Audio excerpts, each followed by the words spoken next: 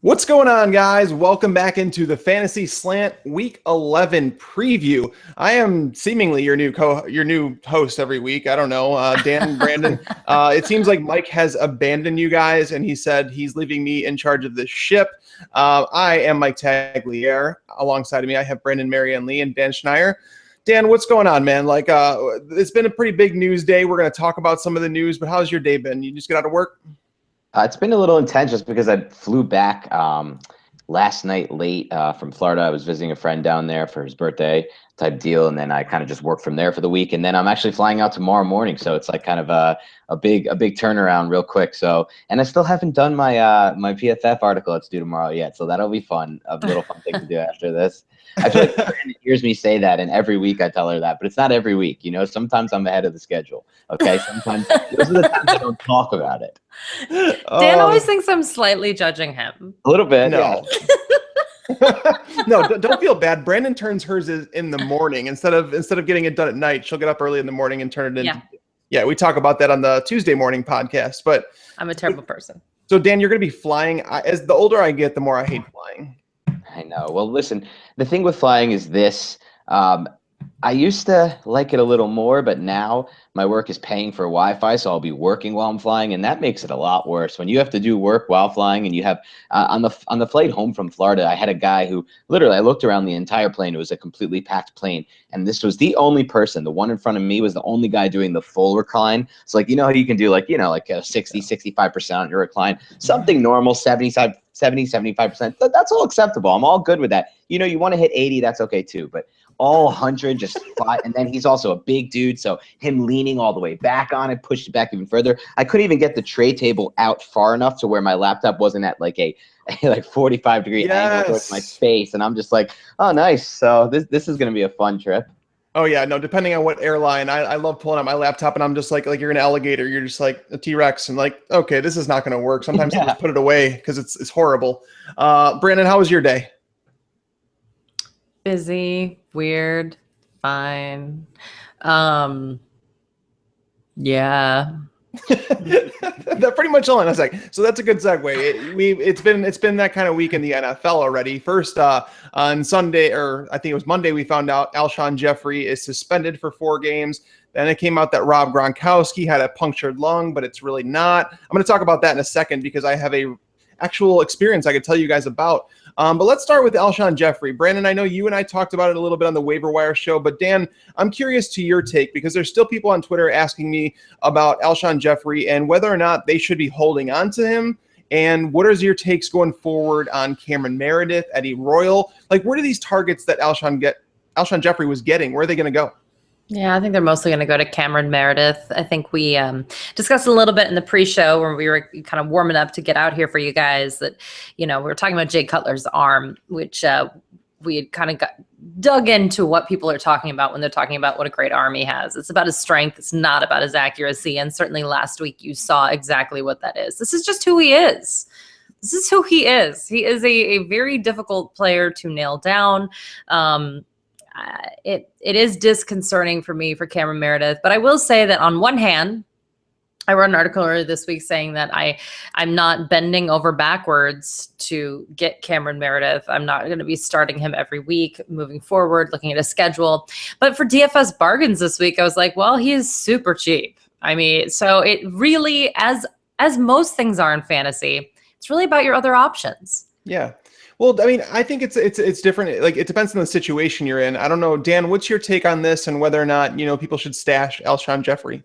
Yeah, so here's my take on this. I think that Alshon Jeffrey, I'm willing to admit, it was one of my biggest preseason whiffs. I looked at last year when he played with Cutler, and he had the highest target percentage on a per-route basis of any receiver in the NFL. He also was top 5 in yards per target. So I said, okay, he's super efficient with his targets, and he's getting a lot of targets. Then that never came to fruition for a lot of reasons. Cutler's injury, Alshon Jeffrey just last week, I don't even want to call it an injury by Cutler. I think he's just played god-awful, and all the factors were in his favor that game. That's the Tampa Bay defense that just gave up a QB1 performance to Derek Carr 2 weeks before that, and then Matt Ryan did the same exact thing. So for me, this is just a situation that I'm going to avoid for the rest of the season. I think this is going to be a frustrating passing offense the rest of the way until Alshon Jeffrey comes back, and yes, that's why I'm holding Alshon Jeffrey, because, again, his history with Cutler leads me to believe that, and again, I may not start him that first game back week 15, but, week 16, if he has a good game in his first game back, I want to have him for that championship game if I'm there. And back to just the Cameron Meredith thing, I'm actually buying into the Eddie Royal side of this, because Cameron Meredith's value came in that 3-week span where he had the most targets in the NFL, and that was because he was playing with Brian Hoyer, who basically historically has thrown a high percentage of passes to the right side. That's the way he plays football. That's what he likes. That's not what Jay Cutler likes to do. Yes, he likes to lock on to somebody, to one receiver, because he's Jay Cutler and he can't really read a defense yet. I don't know how that's still possible, but it is. And he's like my age. And by the way, I'm not 22. He's been in every offense possible too. Like, you can't even blame it on the scheme anymore. So I just don't want to take a guess that it's going to be Meredith. To me, he has a longer track record with Royal. And again, Zach Miller's also in the mix. I'm not in on Meredith. I'm out. Yeah, no. And by the way, guys, so if you're wondering, who do the Bears play week 15 and week 16? They play the Packers in week 15. So that's definitely a week where you'd want to consider starting Alshon if he comes back then. But then week 16, he's going to see Josh Norman and the Redskins. So probably going to want to fade him there. He might see the targets, but they're probably not going to add up to very much. Another piece of huge news that broke today, we found out that Kristen Michael got cut. The Seahawks let him go. It was just a sign that maybe Thomas Rawls was healthy. We're going to talk about that situation. But first, I want to talk about where Kristen Michael got claimed. He got claimed by the Packers. Brandon, I know you were saying that I don't know if you guys both agreed that you're not exactly buying in on Kristen Michael yet and that he's talented and this and that. I mean, he was playing solid behind the worst offensive line in football by our standards at PFF. We have Seattle as the worst run blocking defense in all of football. And Kristen Michael, he broke some tackles. He looked really good in the preseason. I'd be curious, I think that people should add him as a speculative ad. If he's out there on the waiver wire, I think he should be owned in every single league just to see what happens, because me personally, I don't think James Starks is very good. No, but Christian Michael only had one game of over 66 yards all season, period, rushing. So it's not like he is going there tearing it up. His only game over 66 yards, he did go for over 100, which was great, but it was against Detroit, and they were just, decimating Detroit at that time. My problem with Green Bay is that no one's been able to run behind their line either. We keep saying that they're better than that, but we don't know. I mean, the plain fact of the matter is that not only has no one been able to get yards, but they haven't been giving them the touches. Up until last week, no one was getting double-digit touches in a traditional sense as a running back. So we're not even quite sure what anyone can do as a running back in Green Bay. They're running this very bizarre, 3-4 wideout kind of formations right now. I do think that they do want to get back a little bit to more traditional offense, but time's running out.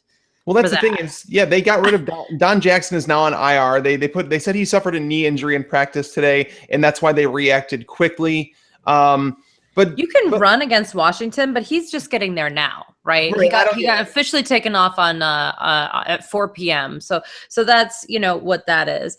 Then they're going up against Philadelphia. You don't want to really run too much against Philadelphia. Then Houston, Seattle. Then they have Chicago, but then they have Minnesota. The revenge game against Seattle. The revenge game against Seattle. I'm circling that on my calendar. How much revenge is he going to get against that Seattle defense? We're talking about the worst potential revenge game setup ever. It's true. Sad. It's true. It's true. Dan, what's your take on the C-Mike, and do you think he carries any value going forward?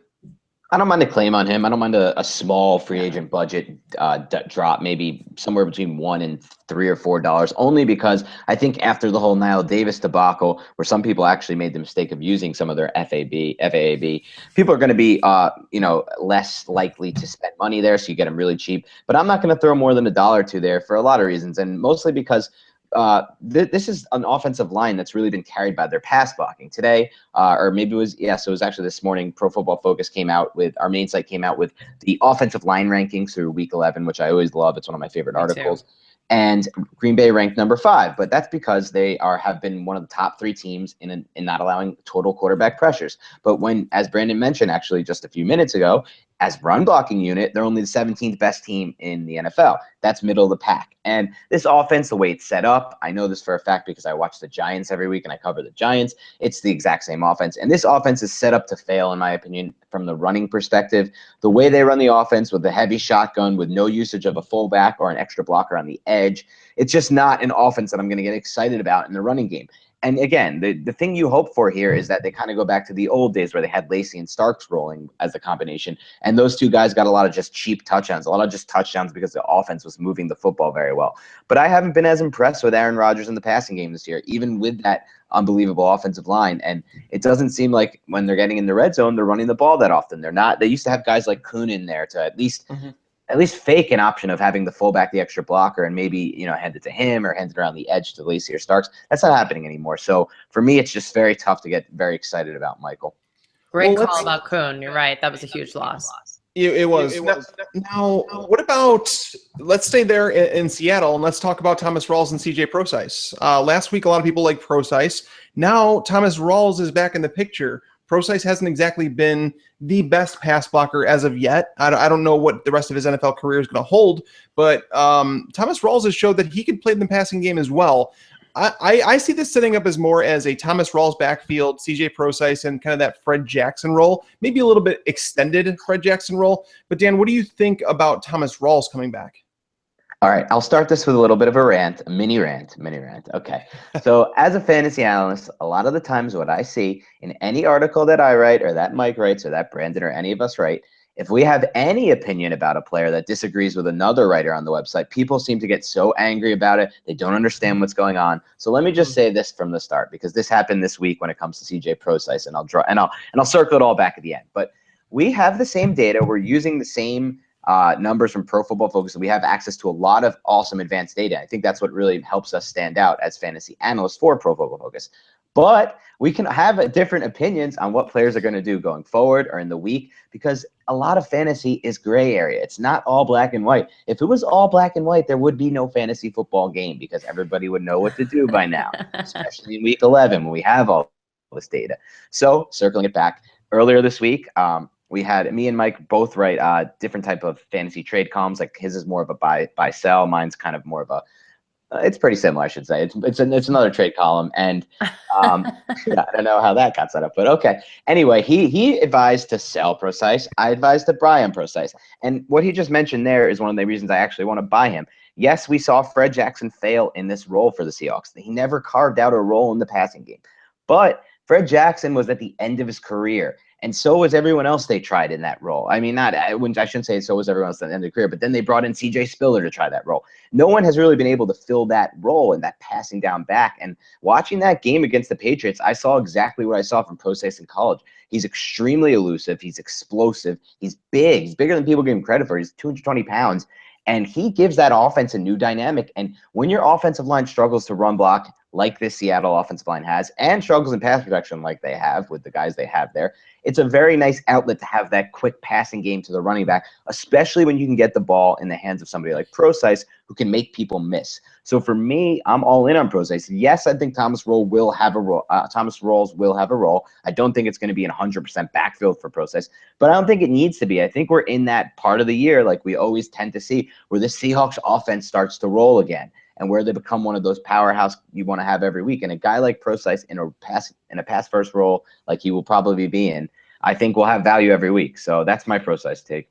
What I looked at, so basically the idea of my trade article on Procise, Rawls was included in that too. Now this was back when I wrote mine when Kristen Michael was still on the team, and I figured that with all three of them, it was going to be a headache. So my idea was to sell them so that you didn't have to deal with a headache, because I do believe it's going to be some sort of sharing time. Now that there's just two of them, it helps narrow things down.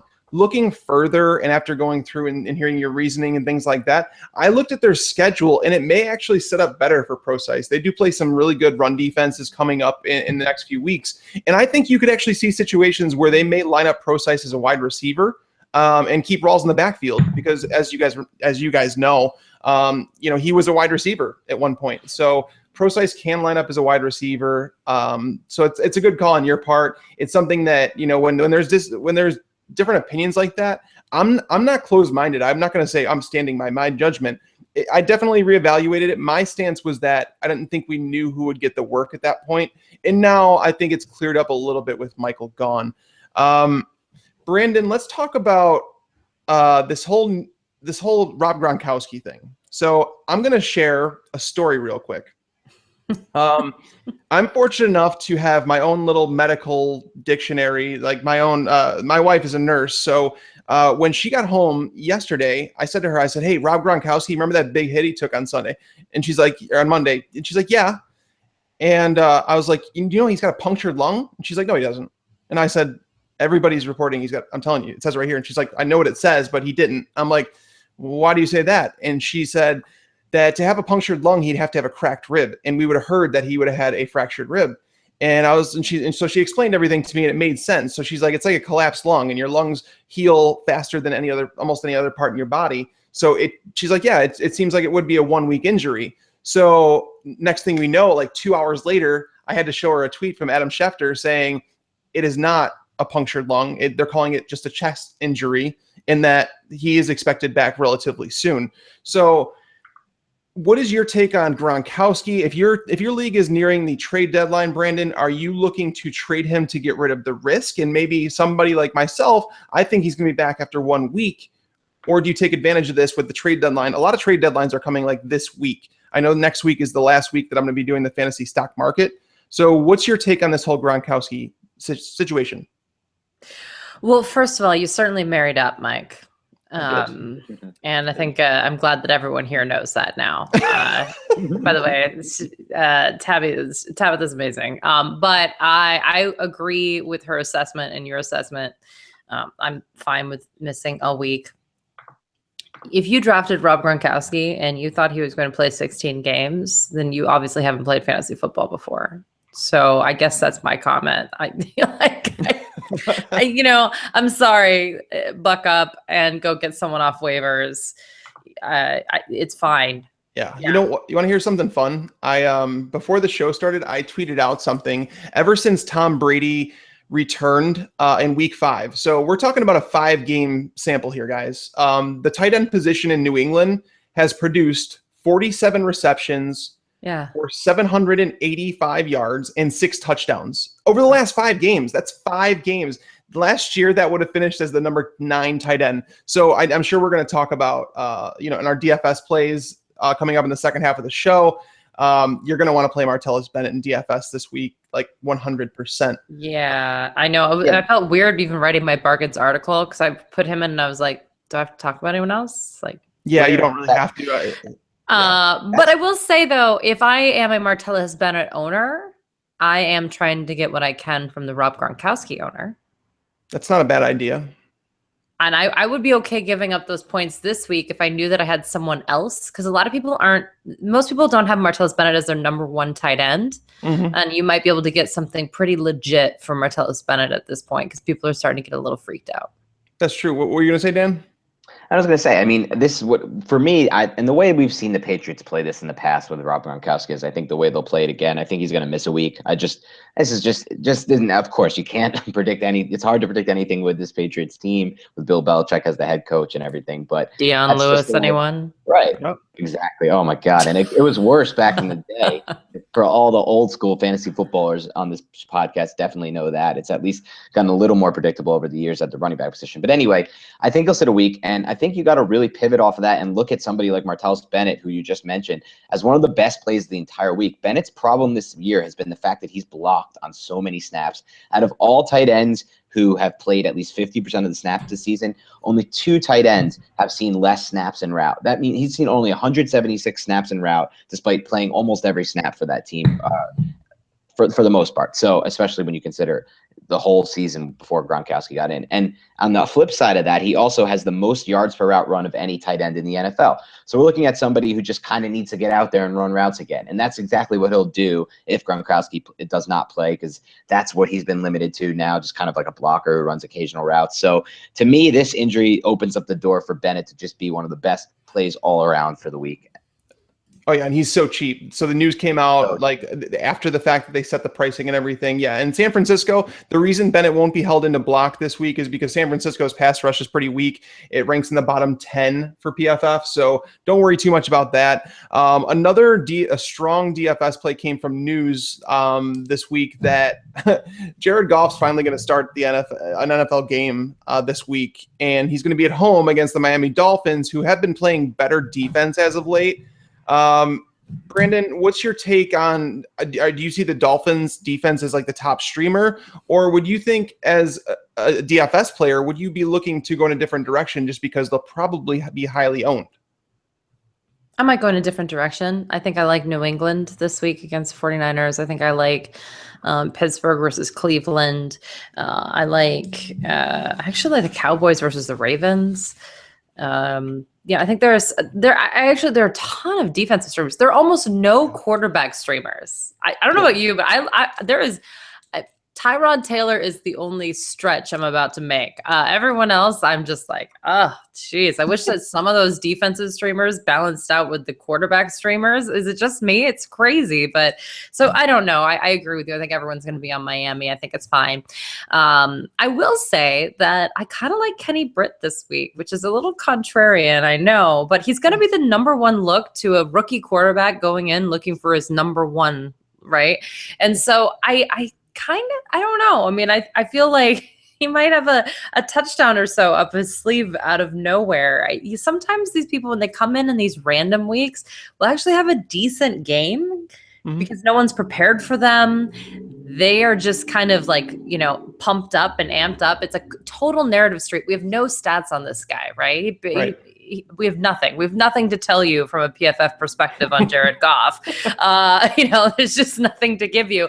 But yeah, so I don't know. I feel like this is a trap. I wish I trusted Miami's defense a little more than I do. I mean, obviously this is like the Cardinals. I'd be like all in, but Miami's waiting for this trap game. They're finally on a roll. This could be a trap game. I actually think that you could play the defense on the other side of the ball. I think you could play the Rams against the Dolphins because, as we talk to Nathan Yankee on the Waiver Wire podcast every week, he has basically explained to us that Ryan Tannehill really struggles in the face of pressure. And I checked those numbers, and of course he's right. And we all know LA, what they do is get after the passer. And I also found out earlier today that they're going to be without left tackle Brandon Albert today. So it's definitely something to watch. So me personally, I'm probably going to aim on the other side. I'm going to probably play the Rams because everybody's going to be on the Dolphins. So just one more piece of injury news. Dan, I'm going to ask you about this because I'm so biased on this situation. I can't seem to get on Tyreek Hill for whatever reason. Why? Jeremy really? Hold on. I don't know. We did talk Jeremy about Maclin's. I think I have like this height supremacy thing. So basically, Jeremy Maclin didn't practice again. He's probably not going to play. But Tyreek the Freak, he's only top 38 yards in a couple games, like 2 games. He's only caught more than 3 passes in a few games. So someone convinced me, like he's only playing 60% of the snaps. I just don't get it. Dan, am I wrong, or is there somebody else that we should be looking at? I mean, he hasn't been that impressive, like you just said, on a per-touch basis. But I just think he's the type of guy who's so cheap right now in DFS, and the volume really should be there. I mean, Maclin didn't practice again today with the groin injury. He's not making it. I'd just be shocked if he plays. It doesn't seem like an injury that's going to be able to heal itself now in the next 2 days. By the time he has to really get ready, he really should be ready for a Thursday practice if you're going to play. So I'm ready to rule him out. And I just can't let 1 week of Jay Cutler change my mind about this Buccaneers defense that I've been targeting DFS every week, every season. I know it failed me last week with Jay Cutler in there. Great. But I just know there's going to be volume there against one of the worst defenses. And I'm kind of with you on Tyreek. Like, if you really look at the numbers, especially like the kind of like yards per route run type stuff, he's not that high. He's kind of being used very low ADOT last week. He was kind of just like and there is an argument to be made that people haven't really talked about this week, that his production last week, and again, wasn't that great, but it was a lot of volume, reception wise, was a lot based on just the game flow of the game. The game script, the flow of the game. The Chiefs fell behind by 3 scores early, so they had to kind of use a different style to get back ahead. Will that happen against Tampa Bay? I don't know. It doesn't seem that likely, especially because the Buccaneers are on the road here, and the Chiefs are awesome at home. They just with Nick Foles 2 weeks ago, they completely held the Jaguars in check. But I guess anyone can do that these days. But to me, it's not a very high ceiling play. That's the way I'll say it. I think it's more of the high floor play for this week. I like it. All right, guys. So I do want to say his ADOT is because he's playing with Alex Smith and Andy Reid. I mean, that's fair. I mean, we have to also put the system in check here. That right. He shouldn't. In fact, actually, I think it's a positive thing that his ADOT's low, because that means that he'll actually get the targets, because they're not going to throw it down the field to Tyreek Hill if he's only doing down the field passes. This actually might be to his benefit that he's within the range of Alex Smith and Andy Reid. It's not just the Alex Smith phenomenon. Andy Reid himself loves the dink and dunk. He just loves it. Yeah, I don't think he wants his quarterbacks taking shots downfield. I think he knows better, basically, is what it comes down to. But that's been his whole career. Yeah, it really has. All right, guys. So that's going to wrap up the news and notes section. We are going to talk some DFS here momentarily. But first, let's get a word from our sponsors. All right, so we're back. We're going to talk some DFS, some of our favorite plays, and I'm going to go to Dan first, just because I want to ask Dan about I think it's my personal favorite. I think it's a quarterback you can use in a tournament. I've even thought about it in cash, but I want to hear from him because he's a Giants fan. He covers the Giants. Eli Manning at home against the Bears defense that on the road, they've been awful. They really have. I was going through that. And in the games on the road this year, they've allowed Brock Osweiler multiple touchdowns, Dak Prescott multiple. Every quarterback has multiple touchdowns. Every quarterback has also scored at least 16.8 fantasy points against them while at home. I think stacking Odell Beckham and Eli Manning in a tournament makes a lot of sense this week. What do you think? So here's the thing that with this. Earlier in the season, if you asked me if this was week 4, week 5, and let's just say the injuries were the same, blah, blah, blah, but it was week 4, week 5, I would say you have to avoid this at all costs, because back then the Giants were, if they matched up with a team like this that has Leonard Floyd on the edge, on one edge, Pernell McPhee on the other edge, 2 guys who have been unbelievable this season. McPhee has 2 sacks in 3 games since he's been activated, and Floyd has 5 in 7 games. I mean, anytime earlier in the season when Eli was dealing with these edge rushers, it would have been one of those games where it got completely derailed. You saw this against the Vikings, you saw this against the Packers, you've seen this against the Rams. But coming out of the bye week, the Giants have changed it up on offense. They're using different personnel, they're using different formations, and they're actually calling different types of plays. So I think now they've kind of figured things out on offense. Eli Manning has 7 touchdowns in the past 2 games. If you go 3 of the last 4, he has at least 3 touchdowns in 3 of his last 4 games. So now I think at home, where he's played a lot better this season, I should say, I think he makes for a really good matchup, and he's still priced so low. And then if you look at Beckham as a potential stack, I think that's the move there. They're going to probably get Cruz back this week after a terrible debut for Roger Lewis, who actually had in a couple tournaments. I thought he could be a nice little play. Was not. He was totally off communication-wise with Eli. But even if Cruz is back, he wasn't doing too much with Eli earlier in the season. They didn't have any miscommunications, but they didn't hook up for too many big plays. And now they're using Beckham more in the slot. He saw the most snaps he's ever seen.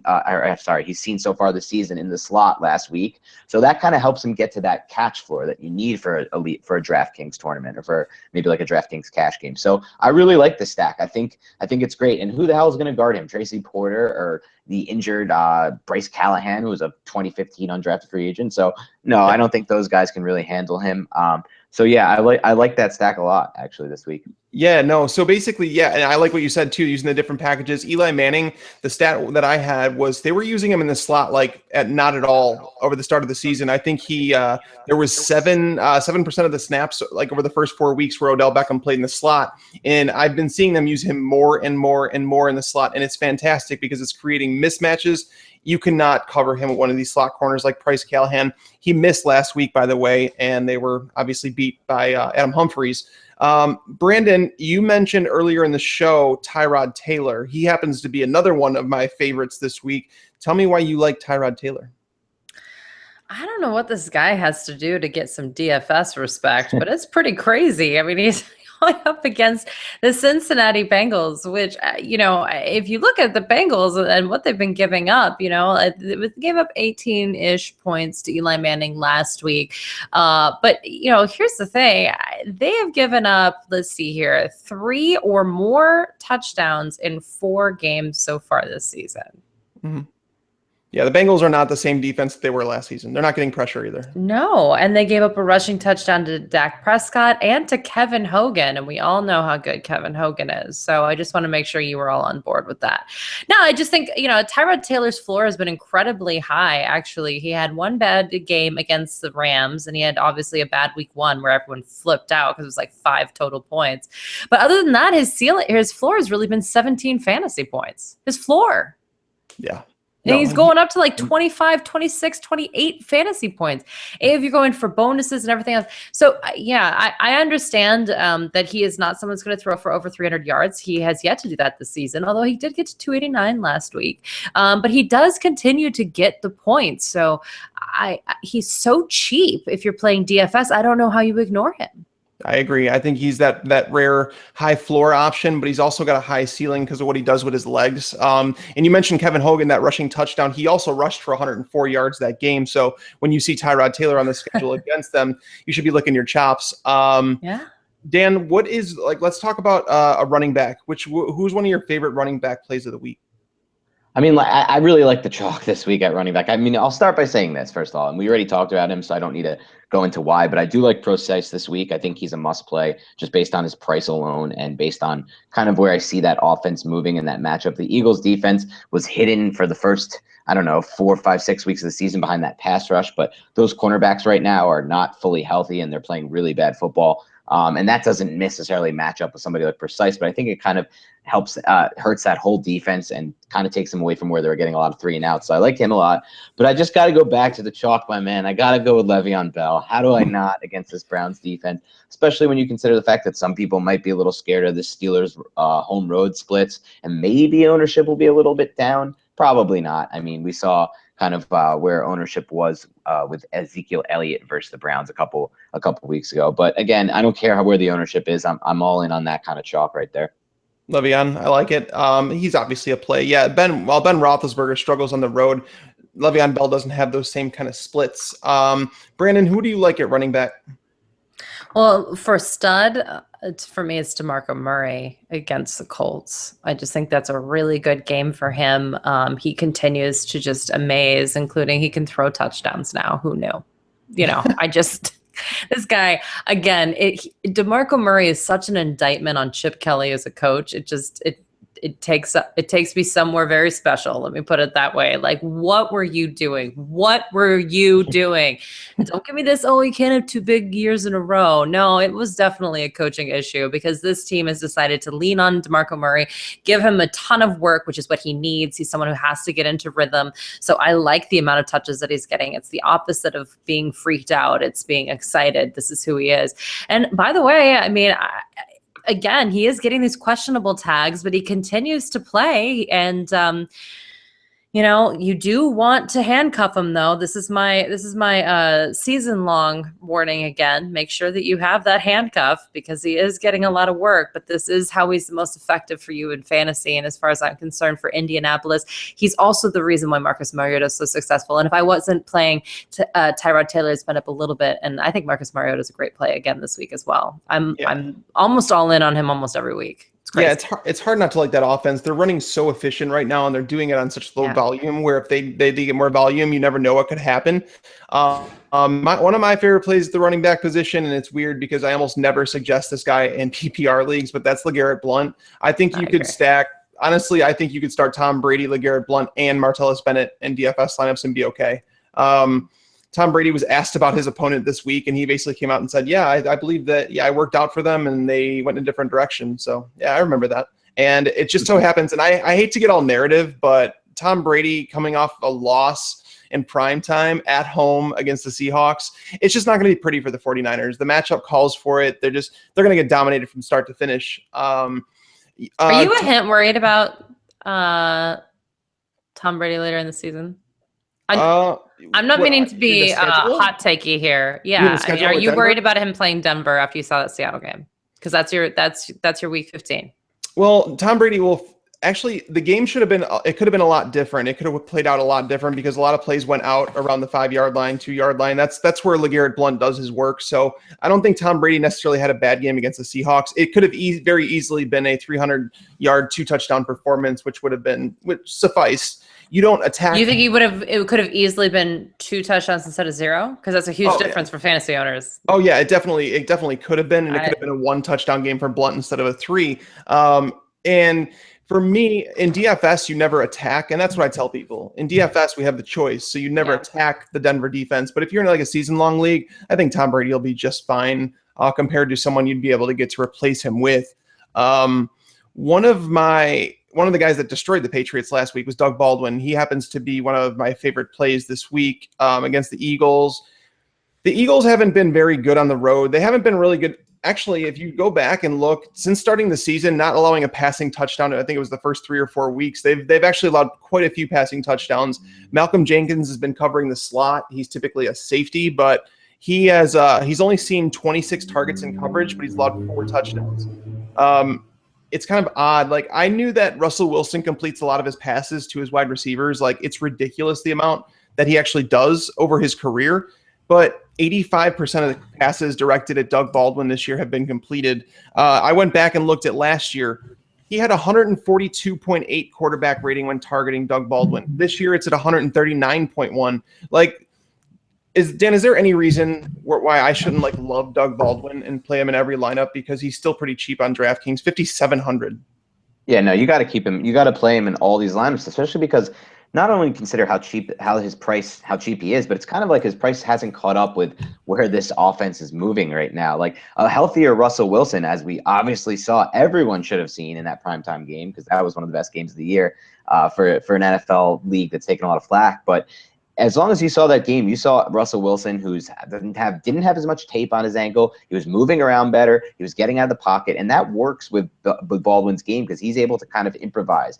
Maybe he won't get open right away in this route, but you give him a little more time and he can get open. And that's the guy who Russell looks for when he scrambles. So I'm with you. I just think it's one of those volume plays. Last week, similar guy to me in a similar spot was Stephon Diggs, and he paid off with a ton of catches. And I think it's going to be a similar scenario for Baldwin. Give me a wide receiver that you're going to play then. I'm going to play somebody who I love is Willie Snead in this Thursday matchup. I mean, obviously he's not on the main slate, but I think as long as you're getting in on that Thursday matchup, and this is one of the weeks I think you should with the game that's going to be played. To me, that Carolina defense has really struggled the entire season to guard the slot, but that's not the reason I love Snead this week. I just think from what I've seen the past 2 weeks out of Snead on game tape, he's just back to 100%. Like, you can throw out those weeks right after he came back and he didn't look the same and he didn't put up any stats, and everyone's kind of like, all right, we're done with Snead. He was a kind of a few week wonder. No, he's back, and now he has an easy matchup, and he's still priced at 5,000 on DraftKings, which is unbelievably low. So to me, I'm in on Snead this week. Yeah, you know what's nuts, Dan, is that I, on a podcast last week, I had said that I looked through Willie Snead's game logs, and I was watching some of him, and I said that he's going to have an 80-yard, 2-touchdown game coming soon. I was like, I don't think it's going to come against Denver, but it's going to happen. And lo and behold, it does happen against Denver. Awesome.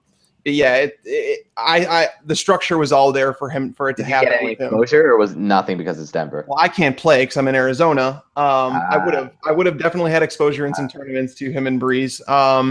Brandon, let's talk about a wide receiver that you definitely want to have in lineups. Well, I have a little bit of a bargain person that I think people aren't going to play as much as they should, and that's Eli Rogers of the Pittsburgh Steelers. I think people think that they're just going to run, and that's, kind of true. But the Cleveland Browns have allowed 8 touchdowns to opposing wide receivers in 5 games. People are throwing on the Browns. They're not just running. I think that Ben Roethlisberger will throw the ball, and obviously Eli Rogers has emerged as the main slot receiver, over 100 yards 2 weeks ago, and last week it was 42 yards, but it also had a touchdown. So his targets are going up, and I don't think that they're going to go down. So, yeah, I think this is a good matchup for him too, and I think everyone's going to be so concentrated on Le'Veon Bell, and he is so cheap. I mean, you want to talk about DraftKings, only $4,300 on DraftKings. Yeah. No, and beautiful. No, Eli Rogers, he was somebody that I was all over last week. I loved Eli Rogers, and he had a decent game. I thought it could have been even bigger had he seen more targets. There's only been 2 games this season where Eli Rogers has seen more than 5 targets, and in those games, he's totaled 6 catches for 59 yards and a touchdown and 6 catches for 103 yards. So Eli Rogers, he's a playmaker. I'm with you, Brandon. I happen to like him an awful lot. I know we talked about Martellus Bennett. Is there any other tight end that we need to talk about this week? Obviously, if you want to go contrarian, let's talk. I want each of you guys just give me a tight end that you would debate if you wanted to be contrarian in the tournament. So for me, it's Jordan Reed. So I was big in on exposure-wise to Jordan Reed last week. I thought it was a good stack. This week, to me, it's a similar type deal against this Green Bay defense. It's falling apart at the seams. They gave up 40-plus points to the Titans. That was unbelievable to me. And now it's kind of one of those things where you get him after he was supposed to be good and the ownership is down. So to me, I just see him as a really good tournament play. He's one of the few tight ends who can kind of maybe return a better value on your investment than the ridiculously cheap Martellus Bennett, who's actually 3,700, which is ridiculous on DraftKings. Yeah, I love that call, actually. Love it. And he's only 5,900, and you're correct. The ownership will be down. People concerned with Vernon Davis or whatever the thing is. But Green Bay has allowed over 30 points in 4 of their last 5 games. The only game they didn't was to Matt Barkley and the Bears. So definitely like that call. Kirk Cousins also happens to be better at home. Brandon, what about yours? Who's a contrarian tight end play? Super contrarian. Eric Ebron. Ooh. Yeah, versus Jacksonville. They gave up 2 touchdowns to tight ends last week, not Fedorowicz, if you can believe it, against Houston. So but traditionally they've been pretty good against tight ends prior to that. But the Lions are coming off their bye week. He's had 79 or more yards in both of his performances since coming back from injury, and 7 catches in both of those outings. That's a lot of catches for a tight end, people. And he's $4,100 on DraftKings. That's the 8th highest. But still, if he has a 7-point catch floor, that's great. So I just think that he's kind of become a little bit beast mode, and I like it. It's funny. I did a podcast earlier today with Fantasy Pros. They invited me on to do one. And Brandon, you're the second person that's told me Eric Ebron today. So I think that might be a sign out there. People play Eric Ebron this week. Multiple people are on to him. I like the targets. He's seeing 7.3 targets per game. I definitely like that. When you're looking at a tight end, you want one that's going to be a potentially high-scoring offense and that's seeing targets on a consistent basis. Jordan Reed and Eric Ebron are, in fact, those options. But that's going to wrap up the show for today, guys. It went by quick. When we talk football on this show, I just have a lot of fun. Is there anything that you guys wanted to get out of your systems before we get out of here for the week? Because this is the last PFF podcast for the week. Yeah, I want to say one thing, and we didn't get a chance to touch on it in the quarterback section, but I think last week we hit on this podcast, and we're not the only ones, but we hit on this podcast on Mariota as kind of a play you had to kind of get across the board just based on his price on DraftKings. And this week, that guy for me, and we didn't get a chance to touch on it, is Russell Wilson. They just really haven't caught his price up yet with what he's been doing. He has 27 points or more over the past 2 weeks. That offense is rolling. It's another pretty good matchup for him. So for me, I think I'm going to go a lot of exposure to Wilson. And I think that until they catch that price up to where he is as an every week quarterback, you got to play him. Love it. I feel that way about Kirk Cousins as well, actually. Nice. Yeah, I think he's a lot of another quarterback calls this week. And I thought you said you had no streamers. But those aren't really streamers and season long. Like those guys are owned. I'm talking about like streamers. There's no like Colin Kaepernick versus the Saints, There's Jay Cutler versus the Bucks, right? Well, yeah, that worked out. Yeah. We always have Jay Cutler versus the Bucks. And I want to say though one thing. Garbage time Blake Bortles, man. Just don't watch the game. Close your eyes. That's exactly what I said. I kid you, Brandon. I kid you not. I said that earlier on a podcast. I said that if you play Blake Bortles in like a tournament, just don't watch the game. You'll be happier. Believe me. Just the pass that went off that guy's foot. Oh God. It was so good. He's so bad. It was, but the guy keeps I know. He just keeps scoring. And I feel bad because people will call and be like, hey, because I do 2 radio shows on the weekend. And so I'm always giving like last minute advice. And people will be like, hey, should I start this person or Blake Bortles? And I'm always just like, this is such like an ethical dilemma for me. Yeah. Because I'm like, I want you to win, but it's so hard for me to say Blake Bortles to you. Yeah, no, I can't say Blake Bortles. God, why do we end the show on these notes? We talked about Blake Bortles, guys. You guys want to go ahead and throw out, Dan, you want to give out your Twitter handle? If anybody has any questions throughout the rest of the week, they can ask you at. Yeah, feel free to ask me any questions, fantasy football related or New York Giants football related if you want, at Dan Schneier NFL. And Brandon? And you can contact me at Brandon, her FFB, and that's as in her fantasy football. And I myself am Mike Tagliere. Next week, you are actually going to be blessed with Moore's performance. He has told me he's coming back. I don't know. Maybe I don't know if he's still going to be on vacation. I need a 3-week vacation like Moore does. But that is going to wrap up this Fantasy Slant, guys. Thank you, as always, for tuning in. And until next time, lights out.